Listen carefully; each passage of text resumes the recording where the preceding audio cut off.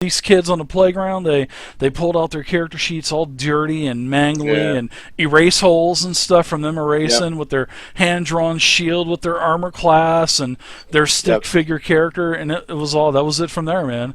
And I was Yep. hooked. And then it kind of worked out because in in fourth grade I failed.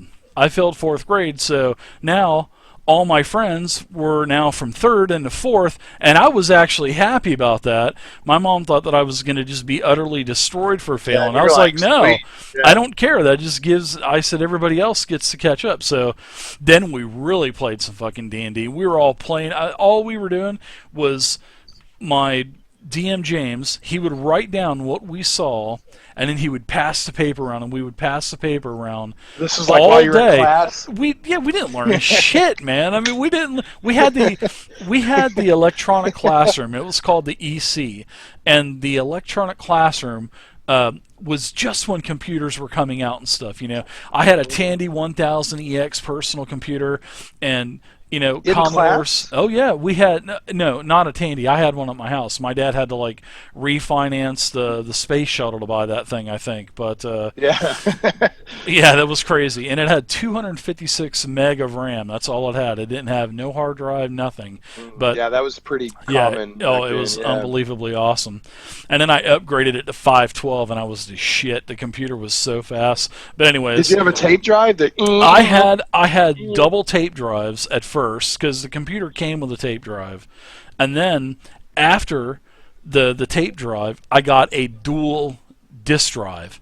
So now I had to because I had games with tapes and games with. So here I'm unplugging ribbons all the time and plugging it back. Oh, it was awesome, dude.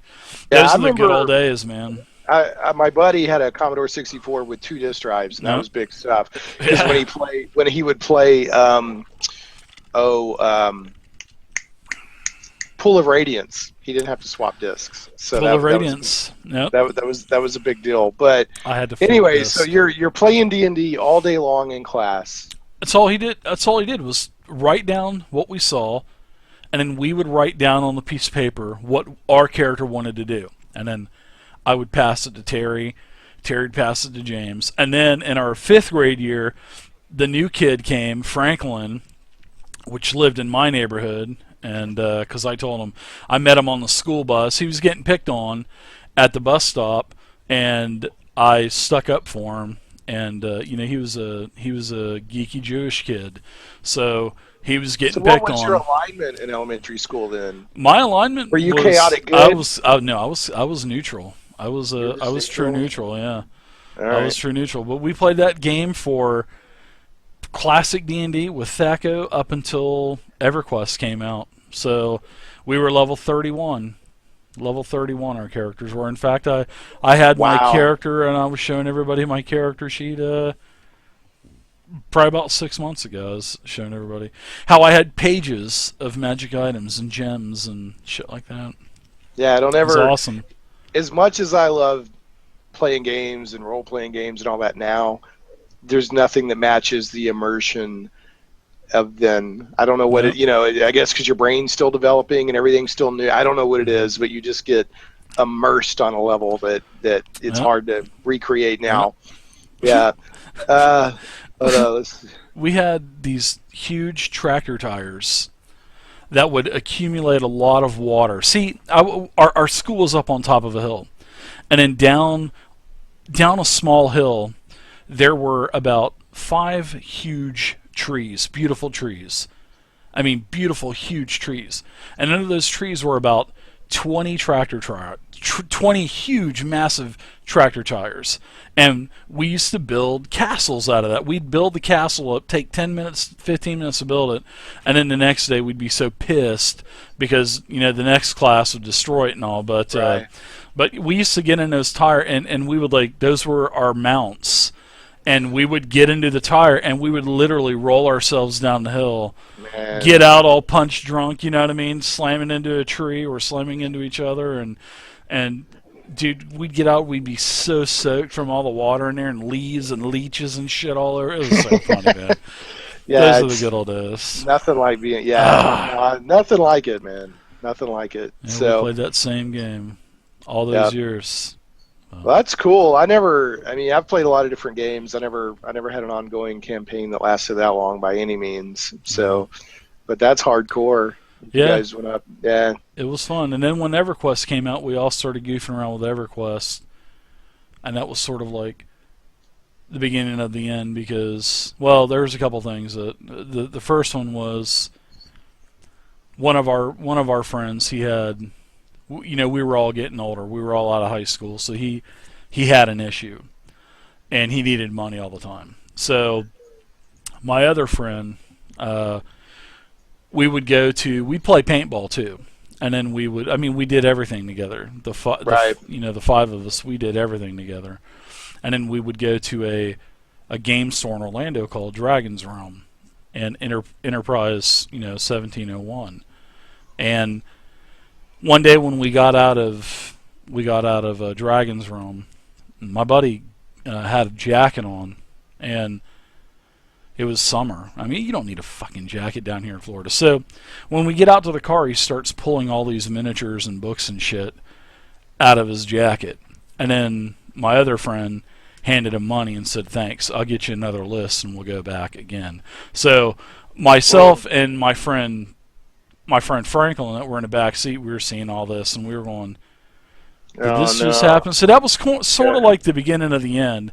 And then whenever EverQuest came out, nothing was better than not having to roll dice anymore. That was that. We don't have to roll dice ever again. We can just, holy crap, this is so much faster than, rolling dice. And so that was pretty much the end of the game. But we were all talking about getting the game back together and playing on Roll20, and this was a couple years back. But my friend Franklin, he's in Israel now. He's a rabbi at a temple. And then I have one of my friends. He's teaching at the University of Connecticut. And then I have another friend. He's what are they? Anesthesiologist at a hospital. And then my other friend, he's just kind of just hangs out and stuff. And so we were thinking about getting going again, but it just never came Never to. happened. So In some ways, I mean, it's true. It's trite, but it's true. You can't go home again. You yeah, know, oh, it things was change. fun. I hate to Yeah, say that, but yeah, it's sometimes you just can't. You run into old friends and hey, and yeah. then you never talk Yeah. again. It's just so weird. Well, So especially yeah. playing for so long. We all mowed lawns together, so we could go and buy. There was the new edition of D&D coming out. There was the new Dungeons and Dragons second edition coming out, and we were so looking forward to it. And we actually we went and got the player's handbook, the monster manual, because I guess the game had been out for a little while already. So we took our money, a couple $100 we had saved up, and we went and got the core books. And then when we had a little bit more money saved up, and we went back a couple months later, and there was just there was like a whole aisle of second edition shit from uh, Assassin's Handbook to Dwarf Handbook to Paladin Handbook, and it was just too much. Hmm. And that kind of killed us because we really liked it.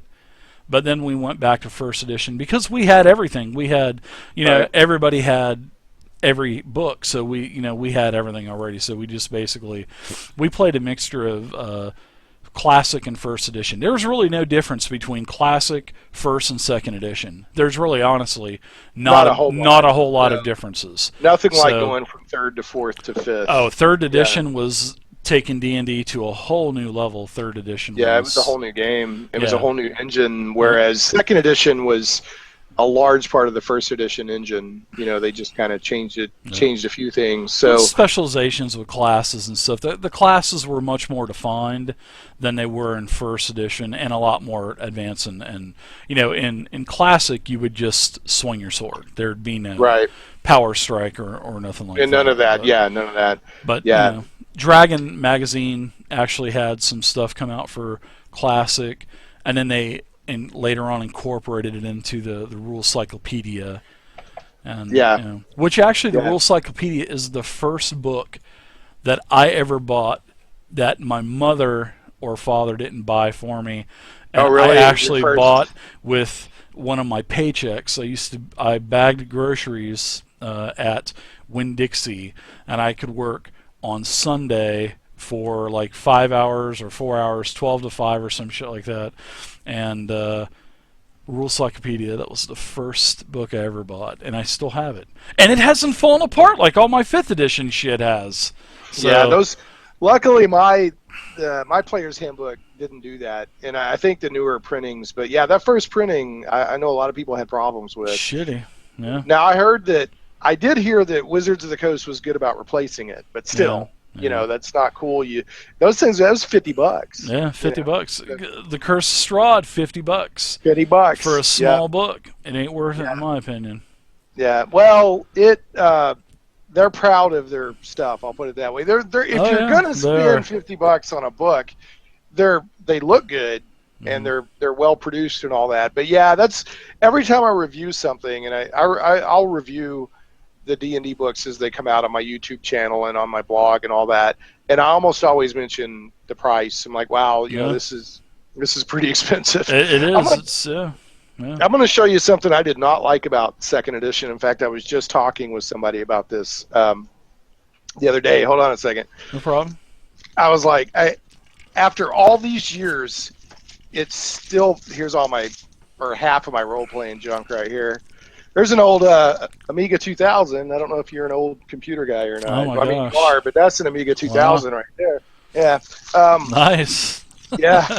That was a friend. That was a gift of a friend of mine. I used to own an Amiga in the 90s, and a friend gave that to me a few years ago. I don't know if you could see. You see that artwork? Yeah. I hated the interior artwork in 2nd edition because there wasn't any color to it. Well, it was just just black blue. and white. Yeah, it was black and white or blue. Yeah, or blue. Yeah. Here's another one. Hardly any detail. Yeah, I just did the art. 1st edition classic was like that too. Well, but 1st edition had personality to it. The art, the interior illustrations. This stuff is just bland like that. Yeah. What do I care? What is that? You know, I mean, D&D artwork evolved in 3rd edition. Well, now here's something. I'm listening. Yeah, that's decent. That's one of the old famous shots. Yeah. Yeah. There is a lot of great art from classic 1st and 2nd, but I mean, art didn't really take shape till like 3rd edition, where everything. What is that? Yeah. Well, I mean, it doesn't do anything for me. That's just the way it was back in the day. It was filler space. Hey, can you make something that's going to take up the bottom of this page? They probably threw it together in like 30 minutes. Does that frighten you right there? Oh, it's a giant alligator or a giant frog. One of the two. I guess think of like even the 1st edition AD&D books. They had like funny little illustrations in them. Like it would say, well, this is either a +1 back scratcher or a Wanda Bixby's Grax. You know, I mean, it had some personality to it. This stuff to me in 2nd edition, I was immediately turned off by that. I'll say this. Now there were supplements.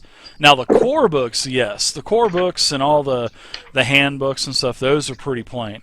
Now what Banach was saying about the Dragonlance, now Dragonlance is sort of like the exception. Dragonlance was beautiful. Yeah, Dragonlance is beautiful. Undermountain was beautiful. Ravenloft had a lot of nice stuff in it. Even as much as I hate to say it, Spelljammer had a lot of great art in it. But Spelljammer looked great, but was a dumb setting. I'm sorry. I bought it and read through it. Everybody I know is like, this thing was goofy. Yeah. But just to clarify, I'm talking about the core rules in 2nd edition. Yeah. I'm talking about Player's Handbook and DMG mainly. And then that Monstrous Compendium where it was the 3-wing binder thing. Yeah. I don't know. I got turned off by that aspect of 2nd edition. I mean, I still bought them, you know, to play with them. But no, Dragonlance, the Dragonlance source book was beautiful.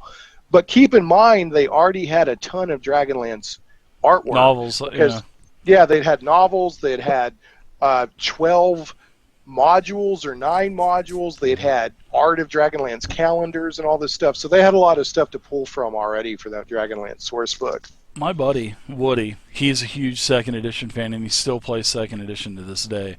He literally has, I'm not joking, he has every single monster compendium. And you know how those things came in little, they came in little, like packets, folders, like little files. Yeah. You'd open up Yeah. the file, and there'd be about 5. Sometimes there'd be 3 pages. Sometimes there'd be 5 or 10 pages, and Yeah. it would have a little divider that you could put into the 3-ring binder also. And Right. he has about 15 to 20 binders full of every single monster that was ever created. I mean, everything from all the Spelljammer stuff to the Dragonlance to the Planescape stuff. I mean, everything for second edition. He had it all. He's got it all on a shelf. It's beautiful. And if people don't know what we're talking about, when second edition came out in the 90s, they went from a monster manual to a monstrous compendium. And it was literally, now this isn't one, this is just something I pulled off my shelf. It was a 3-ring binder. And they sold those white binders with the creatures on the front. Yeah. And it came with a starter packet. Mm-hmm. And then you could keep upgrading your monster manual by buying these packets or these folders. And I don't know, that just bugged me. I don't know. It was maybe merchandising. It was just the way that they merchandised it. Yeah, I mean, I could see the idea of like it's a monster manual it can upgrade, but my perspective was like it's real easy to pop one of those pages out of a 3-ring binder and lose it. That was kind of what I didn't like about it. Plus, it didn't feel like a. That's when you go to that's when you go to like Staples or something, and you bought those little plastic rings that you would put around the holes, and then you could only put 20 pages in your book because because you had all those in there. Yeah. Anyway, but yeah, the second edition. I mean, I played it a lot, and it was fine. I mean, I will give this to second edition. That's the most longevity of any edition. Almost 20 years. Well, a lot of people remember it fondly, because that's the first edition they played. I think it came out in 85, 86, somewhere around there. Let me see what the copyright is on the Dungeon Master's Guide. Let's see here. I remember playing it as early as 90. Let's see here. This is copyright 1989. So... And I started playing D&D in about 85 is when I started playing. I was in 8th grade when I actually played my first. Now, I had played role-playing games before D&D, but when I played my first actual game of D&D, it was from the. It was in 1985. I'm pretty sure I was in 8th grade, and how they used to have you had the red box, which was the basic set. They had the basic and the expert. That's what I cut my teeth on. Was I played basic and expert, nice. And then I played some AD&D, and then moved on, from there, and totally had the bug or whatever. So, but yeah, that was, and people don't realize how much it's changed. Like it has. In basic, I've got. This is actually here. This is the basic and the expert rules. But like elf and dwarf were a class. They're their own entity. Yeah. Yeah, they were a class. A lot of people don't know that. Yeah. Yeah, and you couldn't go like you could only go up to certain levels. Like you may only be able to go up to like 6th level as a dwarf. Everything had its own EXP chart too. So Shane Stiggs saying he started on the block cover. Yeah, that's what the big idol in the background of the big statue, the big monster, the big fat Buddha monster. Yeah, that was like, I think you have like the second or third printing of second, but yeah, second came out in the middle 80s. Because there's a couple different covers up. Oh wow, there's Lynx. What's up, Lynx? Skunk, Potent. What's up, guys? Good to see this everybody. Old. I don't know how well that's showing up. Their old example of a character sheet there. Yeah, I got that. I got that book that has those sheets in it. Yeah, that's actually that's a small Xerox page. Those sheets are one on each side of the panel. One is on one panel, the other's on the other panel. Yeah, I'm looking for the classes here. Yeah. Oh, in Classic, I'll tell you, there's 4 humans. There's Cleric, Thief, Mage. They weren't called wizards, and Cleric. Yeah, Cleric, Fighter, mage and thief. And then there were hybrids. The hybrids were the elf. The elf was sort of like a fighter slash magic user, Right. and it was just called an elf. There was no. The elf Right. got to fight, and they also got a little bit of magic, but not as much magic as the mage. Then Right. there was the dwarf. The dwarf was pretty much a fighter, pretty much. And then there's the halfling, which the halfling was pretty much a gnome because they got some thieves' abilities too. So, and that's it. That's what was in classic D&D. And then later on, as Dungeon Magazine and Dragon Magazine, came into fruition and started printing magazines. Started adding all that extra stuff. There was a mystic added, which you could play a mystic, which was pretty much a druid. And no, the mystic was the monk. I'm sorry. The monk was a mystic, and you could start those at level 1. And then there was the druid, which you had to be level 14, I believe, for the cleric to transfer over to a druid. And you had to do this mega awesome quest that your dungeon master would take you on. So, yeah, to become a druid. So those were the classes. Yeah, those were the classes in basic D&D. Big stuff. Never forget those. Yeah. I still have him, but level 31 cleric, human cleric, named. That's crazy. Yep. Named. I have 2 names for him. I have one name for him. His original name was John Abity. That was the original name that I had for him back when I was in 4th grade. And as I read the Dark Elf trilogy and all that stuff, then I started to. Then he had some strange vision from his deity, and then he started being called Dritston Duerdak. So. that was after it somehow worked. Yeah, Dritston Duerdak, and that was it after that. So that's too funny. Lame, but really awesome. But hey, it works, it's fantasy, right? Yeah. Now I think well, first of all, when you say you went up to the 31st level, in the 80s they were doing where you had basic expert. Then you had master, intermediate expert, master, and then immortals. And then you ended up with like immortal rules. Yeah, immortals was 36 plus. We were trying to get up to immortals. We could have been, but our DM James, he was so fucking stingy with experience, so we could have been 36 easily, but we just weren't. We were only 31. But I mean, were y'all actually following those rules, or were you coming up with your own level progressions? No. My buddy Gary, he had a half orc. See, we were playing. Gary had a halfling, and he didn't like his halfling because he was reading the multi-classing in first edition advanced. So James went ahead and let him make a half-orc assassin. So he had a half-orc fighter assassin. So his level was like, I think he was like 10-8 or something like that. But I think his assassin was actually maxed out, I think. But he could still keep getting levels with fighter. But now I was 31. I know my friend Franklin, he was like 29 because he died like 4 or 5 times.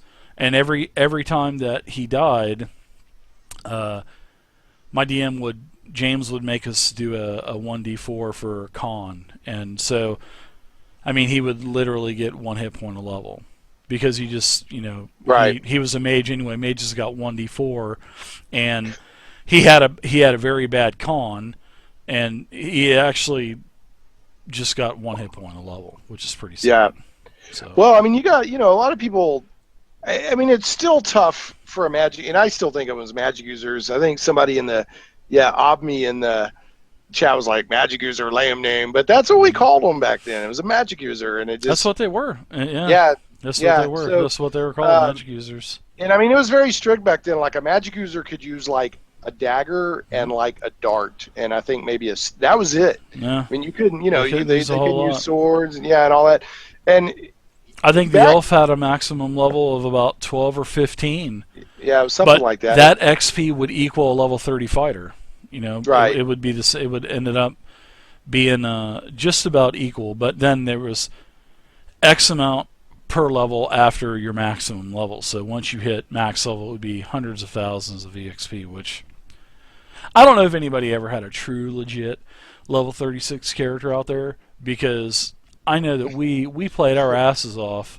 I mean, I would leave on Friday, and my mom and dad would give me $10 to go to my friend's house, and we would basically live at Terry's house every weekend, because his both mother and father were firefighters out at NASA, so they worked all weekend, and we never saw them. So we would go to Winn-Dixie.